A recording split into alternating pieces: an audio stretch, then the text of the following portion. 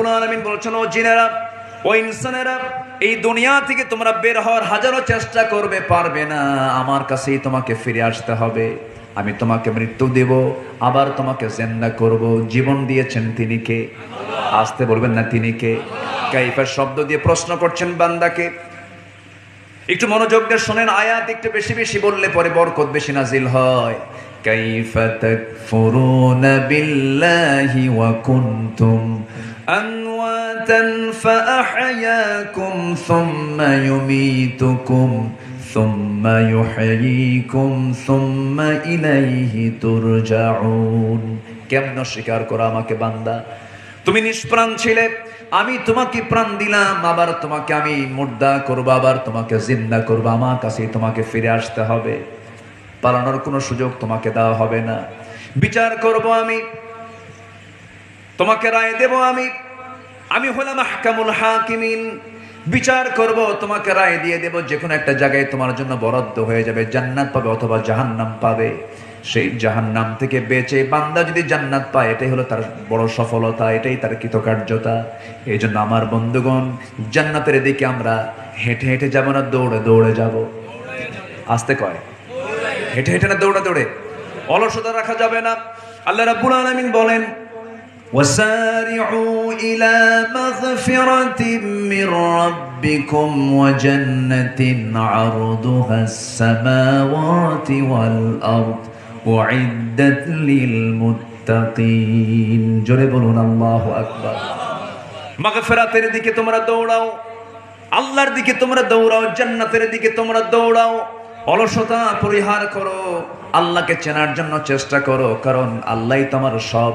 আল্লাহ আমার রব, এই রবি আমার সব। বলে, আল্লাহ আমার রব, এই রবি আমার সব।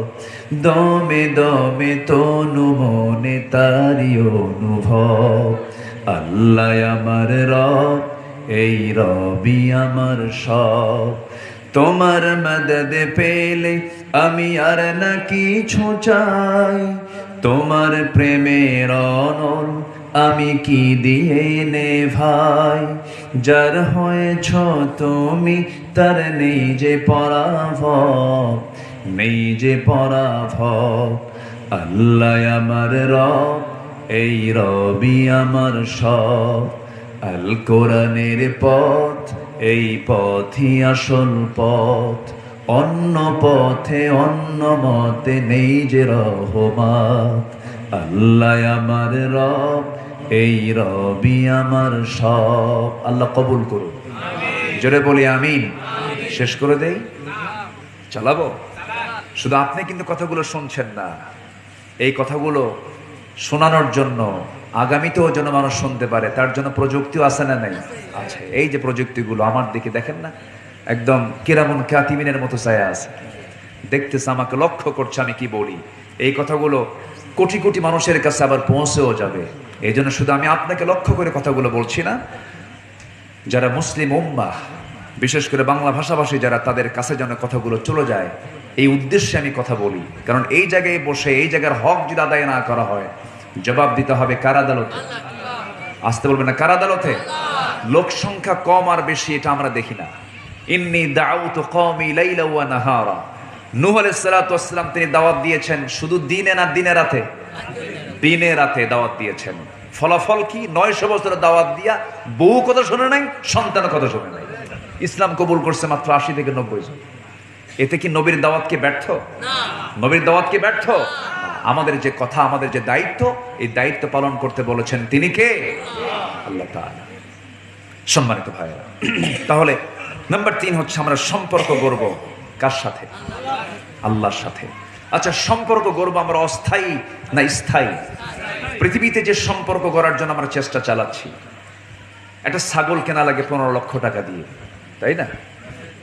হ্যাঁ, একটা গরু কিনতে হয় 70 লাখ টাকা দিয়া। মোট কত হলো? 70 আর 15 কত হয়? 85 লক্ষ টাকা। যে কিনছে তার বয়স মাত্র 14 থেকে 15 বছর, তাই না? তো এটা কে কিনলো? যখন খুঁজে যখন বের করছে যে এটা এই ছেলেটার বাপকে, বাপকে এটা আমার ছেলেই না। কি কথা কি বুঝতেছেন? এই আমার কি ছেলেই না। সম্মানিত ভাইরা, যদি দুনিয়াতেই যদি দুনিয়ার আদালতকে ভয় পেয়ে যদি বাপ যদি ছেলেকে অস্বীকার করে, কিয়ামতের দিন সবার সামনে আসে না নাই? ইয়াউমা ইয়াফিরুল মারউ মিন আখিহি ওয়া উম্মিহি ওয়া আবি ওয়া সাহিবাতিহি ওয়া বানি। কেউ আপন হবে না, বাবা না, ভাই না, মা না, বোন না, আত্মীয় না, কেউ না, সবাই সবাই থেকে পালাবে। এমনকি প্রসব বেদনা সহ্যকারিণী মা পর্যন্ত বলবে আমার পৃথিবীতে কোনো সন্তানই ছিল না। এত কঠিন দিন সবার সামনে, মনে হয় নাই? আসতে বলবেন না, আছে না নাই? সেই দিন কাজে লাগবে কার সম্পর্ক? আল্লাহর সম্পর্ক। আল্লাহর সঙ্গে সম্পর্ক কাজে লাগবে। আমার আল্লাহ বলছেন, বান্দার আমি তোকে মাফ করতে চাই, তুই আমার কাছে মাফ চাবি, তুই আমার কাছে ডাকবি, আমাকে বলবি। পৃথিবীর মানুষকে একবারের জায়গায় দুবার ডাকলে পরে মানুষ বিরক্ত হয়ে যায়, খেপে যায়, রেগে যায়। বারবার নাম ধরে ডাকবেন, স্যার স্যার স্যার, খেপে যাবে। হুজুর হুজুর বারবার বলবেন, খেপে যাবে। মা মা বলে বারবার ডাকবেন, মা পর্যন্ত খেপে যাবে। কিন্তু আল্লাহ বলছেন, বান্দারে তুই আমাকে যতবার ডাকবি, আমাকে যতবার ডাকবি, আমার দিকে 1 হাত আগাবি, আমি তোর দিকে 10 হাত আগাবো। তুই আমার দিকে হেঁটে হেঁটে আসবি, আমি তোর দিকে আমি দৌড়ায় দৌড়ায় যাব।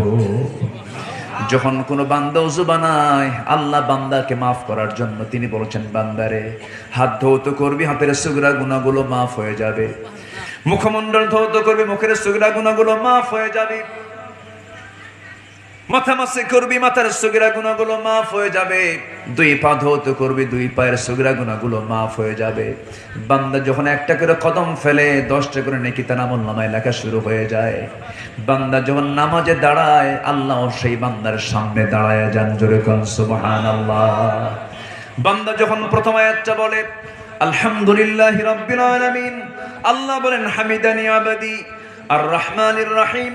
আল্লাহ বলেন আসনা আলাইহি আবদি মালিক ইয়াউমিদ্দিন। আল্লাহ বলেন মাজ্জাদানি আবদি ইয়াকা না'বুদু ওয়া ইয়াকা নাস্তাঈন। আল্লাহ বলেন হাদা বাইনি ওয়া বাইনা আবদি। বান্দা তুই আমার কাছে কি চাস, প্রাণ খুলে চা রে বান্দা। ওয়ালাদ দাল্লিন পর্যন্ত যখন বান্দা বলে ফেলে, আল্লাহ বলেন বান্দারে নামাজের মধ্যে এতক্ষণ ধরে যা যা চাইলি সমস্ত চাও আমি আল্লাহ রাব্বুল আলামিন কবুল করে নিলাম। বান্দা রুকুতে যায়, আল্লাহ অস্থির হয়ে যান। রুকু থেকে দাঁড়ায় রব্বানা লাকাল হামদ হামদান কাসীরান তাইয়িবান মুবারাকান ফীহ বলে যখন শেষ করে যখন সিজদার দিকে চলে যায়, আল্লাহ সমস্ত ফেরেশতাকে ডাক দেবেন, ফেরেশতারা দেখ এই বান্দাগুলো আমাকে কেমন করে সিজদা দেয়, এই বান্দাগুলো আমাকে খুশি করার জন্য সিজদা যে দিল। ফেরেশতারা সাক্ষী থাকো, এই সমস্ত বান্দার তামাম জিন্দেগীর সমস্ত গুনাহগুলো মাফ করে দিয়া আমি আল্লাহ নিজে তাদের জন্য জান্নাতের বাজেট পাস করে দিলাম। আল্লাহ আমাকে জান্নাত দিতে চান, কিন্তু আমি তো জান্নাত নিতে চাই না। আল্লাহ আমাকে মাফ করতে চান, কিন্তু আমি তো আল্লাহর কাছ থেকে মাফ নিতে চাই না। আল্লাহর কাছে যখন আমরা বেহায়ার মতো চাবো, আমরা আল্লাহর কাছে চাবো লজ্জা নিয়ে না, লজ্জা না নিয়া। বলেন লজ্জা নিয়ে না। আল্লাহর কাছে চাইতে যদি আপনি লজ্জা করেন তাহলে তো সমস্যা। আল্লাহর কাছে চাইতে হবে হায়া নিয়া না বেহায়া হয়া। বেহায়া হয়ে আল্লাহর কাছে চাইতে হবে। আল্লাহর কাছে বলতে হবে আল্লাহ কিচ্ছু বুঝি না, আল্লাহ মাফ করো। তুমি যদি বিচার করো আমি পাশ করতে পারবো না। বেহায়ার মতো বারবার চাইতে হবে। হায়া নিয়া পৃথিবীর মানুষের কাছে চাইতে হয়, কিন্তু আল্লাহর কাছে চাইতে হয় হায়া নিয়া না বেহায়া নিয়া। বেহায়া নিয়া। আমার আল্লাহর কাছে একবার বলবো না, বারবার বলবো, বারবার বলবো। আমার বন্ধুগণ, আল্লাহর সঙ্গে সম্পর্ক যারা করবে তারা বিবেকবান। এরপরে নাম্বার 4 হলো ওয়ায়াখশাউনা রাব্বাহুম ওয়ায়াখাফুনা সুআল হিসাব। জোরে বলি আল্লাহু আকবার। ওই সমস্ত বান্দাগুলোকে আল্লাহ রাব্বুল আলামিন উলুল আলবাব বলেছেন, বিবেকবান বলেছেন, আকলওয়ালা বলেছেন, বিবেকবান বলেছেন, যারা পৃথিবীর কাউকে না ভয় করে একমাত্র ভয় করবে কাকে? আসতে বলবেন না কাকে? প্রশাসনের ভয় আছে না নাই? কোন গ্রামে পুলিশ ঢুকলে পরে জনগণ কি করে? একটু ভয় পায় না? কি পুলিশ ঢুকছে, কারে যে ধরে আল্লাহ জানে। এটাও কিন্তু ভয়। কিন্তু আমার আল্লাহর ভয়টা কি? আমার আল্লাহর ভয়টা হলো বান্দা আল্লাহর ভয়ে জাহান্নামের ভয়ে জান্নাতের আশায় সমস্ত হারাম কাজগুলোকে বাদ দেবে। এটা হচ্ছে আল্লাহর ভয়। আল্লাহ রাব্বুল আলামিন বলছেন এই ভয়টা তোমার মধ্যে যদি জাগ্রত হয়ে যায় তোমাকে আমি জানিয়ে দিচ্ছি। আল্লাহ রাব্বুল আলামিন বলেন ওয়া আম্মা মান খাফা মাকামা রাব্বিহি ওয়া নাহান নাফসা আনিল হাওয়া ফাইনাল জান্নাতা হিয়াল মাওয়া। যারা দিলের মাকামে আল্লাহর ভয়টা জাগ্রত হয়ে যাবে তার ঠিকানা হলো জান্নাতে মাওয়া। জান্নাতে মাওয়া তার ঠিকানা হবে। এই ওয়াদাটা কে করেছেন? আসতে বলবেন না, কে করেছেন? অতএব এই দিলে আল্লাহর ভয় ছাড়া অন্য কোনো ভয় আনা কি জায়েজ? বলেন জায়েজ? যদি কেউ জেলের ভয় দেখায় ভয় করা যাবে?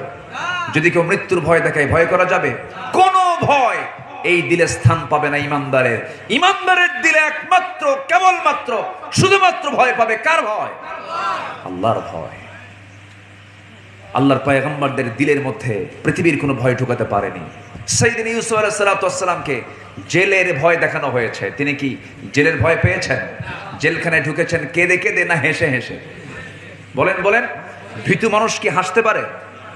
সাহসী মানুষ কোনো ভয় পান নাই, তিনি হাসতে হাসতে জেলখানায় ঢুকতেছেন। বলা হলো ইউসুফ জেলখানায় ঢুকে আবার হাসে। তিনি বলছেন আমার কাছে জেলখানায় প্রিয়। কেন?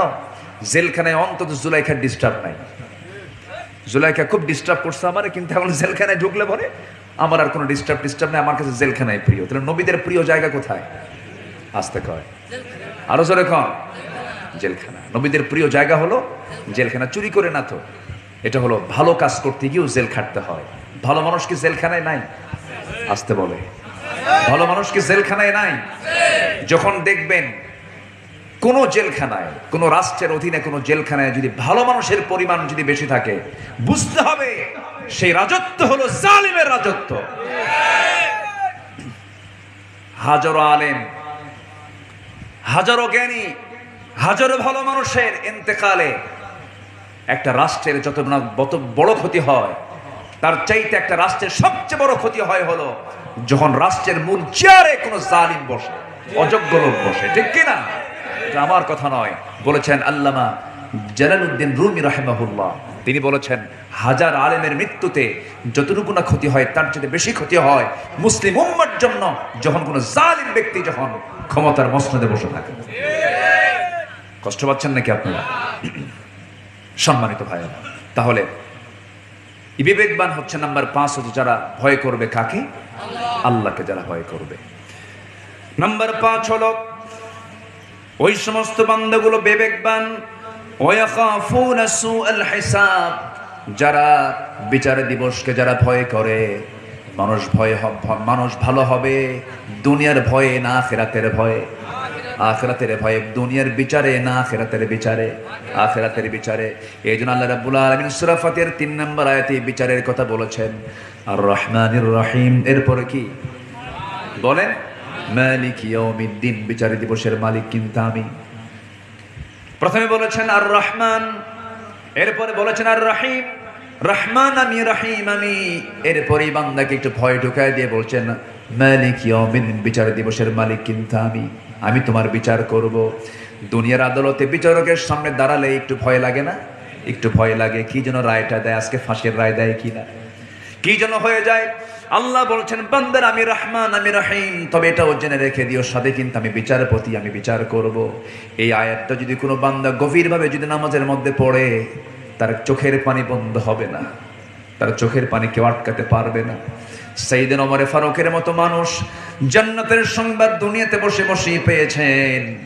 যতদিন তিনি নামাজে দাঁড়িয়েছেন, যতবার তিনি নামাজে দাঁড়িয়েছেন, জামাতে নামাজ পড়তেন, ইয়া সূরা ফাতিহা যখন পড়তেন হাউমাউ করে কাঁদতেন। অনেক দূরের মুসল্লি তার কান্না শুনতে পেত, নামাজের মধ্যে কান্নায় ভেঙে পড়তেন। মালিক ইয়াউমিদ্দিন, এই আয়াতটা কত বড় ওয়েটফুল, এই আয়াতটা কত বড় ভয়ঙ্কর আয়াত। আমি কিন্তু বিচার দিবসের মালিক, বিচার আমি কিন্তু করব। বান্দা সাবধান হয়ে যাও। এই জন্য বিচার দিবসের ভয় প্রত্যেকটা বান্দার মধ্যে থাকা দরকার, আছে না নাই? আল্লাহ বিচার করবেন, কেমন বিচার? ওই আয়াতটা চরম ভয়ঙ্কর আয়াত। গোটা কোরআনের ভিতরে যত ভয়ঙ্কর আয়াত আছে এর মধ্যে সবচেয়ে বড় ভয়ঙ্কর আয়াত হলো ফামান ইয়া'মাল মিসকালা যাররাতিন খায়রান ইয়ারাহু ওয়া মান ইয়া'মাল মিসকালা যাররাতিন শাররান ইয়ারাহু। যাররা হলো এমন একটা পরিমাণকে বোঝায় যা খালি চোখে দেখা যায় না। খালি চোখে যা দেখা যায় না সেটাই হলো যাররা। যে বান্দা দুনিয়ার জিন্দেগিতে যাররা পরিমাণ ভালো কাজ করেছে তা সেদিন সে দেখতে পাবে, আবার যাররা পরিমাণ খারাপ কাজ করেছে তাও সেদিন সে দেখতে পাবে। আমার বন্ধুগণ, দিনের আলোতে কি করেছি, রাতের আধারে কি করেছি, রাস্তায় চলতে নিয়ে কোন মহিলার দিকে তাকিয়েছিলাম। দুনিয়ার এই জিন্দেগিতে, এই প্রযুক্তির এই যুগে এসে মেসেঞ্জারে কার ইনবক্স আমি চ্যাট করেছি, কোন হোয়াটসঅ্যাপে আমি নক দিয়েছি, কোন মহিলার সঙ্গে কথা বলেছেন, কার সঙ্গে সময়গুলো পাস করেছেন, কোন পার্কে গিয়ে বসেছো যুবক, কার সঙ্গে নোংরামিগুলো করেছো রাতের আধারে দিনের আলোতে। পৃথিবীর কেউ না দেখতে পারলেও কার নজর থেকে কেউ ফাঁকি দিতে পারবে না? কার নজর থেকে বলেন? আল্লাহর নজর থেকে। আল্লাহ বলছেন, বান্দারে শুধু আমি দিনে রাতেই দেখি না, বরঞ্চ তোমার অন্তরে তুমি কি দানা বেঁধেছো, তোমার অন্তরের খবর তো আমি আল্লাহ জানি। মা তুখফিস সুদূর, তোমার অন্তরে তুমি যা গোপন করেছো সব আমি আল্লাহ জেনে যাই। এই জন্য দিনের আলো হোক রাতের আধারে হোক, আমি যখন চলতে যাব রাত সাক্ষী বানাবো কাকে? আসতে বলবেন না, কাকে? আল্লাহকে। আল্লাহ রাব্বুল আলামিন বলছেন, বিচার দিবসকে তুমি ভয় করো। নাম্বার 6 হলো ওই সমস্ত বান্দাগুলো উলুল আলবাব, ওয়াল্লাযীনা সাবারু ইবতিগাআ ওয়াজহি রাব্বিহিম ওয়া আকামুস সালাতা ওয়া আনফাকু মিম্মা রাযাকনাহুম সিররান ওয়া আলানিয়া। নাম্বার 7 হলো ওই সমস্ত বান্দাগুলো যারা ধৈর্যের পরিচয় দেবে। কার সন্তুষ্টির জন্য? আল্লাহর সন্তুষ্টির জন্য। ধৈর্যটা কি? ধৈর্যের ব্যাখ্যা যদি দিতে যাই 2 থেকে 3 ঘন্টা লেগে যাবে। সবরু আলা তাআহ, সবরু আনিল মাসিয়া, আস-সবরু আলাল ইকদার। এর মধ্যে গুরুত্বপূর্ণ হলো আনিল মাসিয়া, সমস্ত খারাপ কাজ থেকে, হারাম কাজ থেকে নিজেকে বিরত রাখা। এটা একটা ধৈর্যের পরিচয়। একটা নারী রাস্তায় হেঁটে যায়, আমি তাকাই না, এটা ধৈর্য। একটা সুন্দরী নারী আপনাকে প্রস্তাব দিচ্ছে, আপনি এটা প্রস্তাবকে প্রত্যাখ্যান করেন, এটা ধৈর্য। আল্লাহ তাআলা বলছেন, ওই সমস্ত যুবককে, ওই সমস্ত বান্দাকে আমি আমার আরশ আজিমের ছায়া জায়গা দেব, যে যুবককে একটা সুন্দরী সম্ভ্রান্ত পরিবারের নারী তাকে প্রেমের প্রস্তাব দিয়েছে, সে বলল ইন্নী আখাফুল্লাহ, আমি আল্লাহকে ভয় করি। আল্লাহ বলছেন, আমি তোকে আমার আরশ আজিমের ছায়ায় জায়গা দিয়ে দেব। যুবক, তোমাকে অনেক অফার করবে, তোমার সামনে অনেক ফিতনা চলে আসবে, তুমি তাকাবে না, সেই সমস্ত হারাম কাজের দিকে যাবে না, হারাম রিলেশন করবে না। আবার দেখবেন কিছু কিছু বিবাহিত যুবক আছে, সুন্দরী বউটা নিয়ে ঈদের দিন গোটা শহর ঘোরে। আছে না? মনে হয় ঝিনাইদা টিনাদের নাই, এরকম আছে নাকি?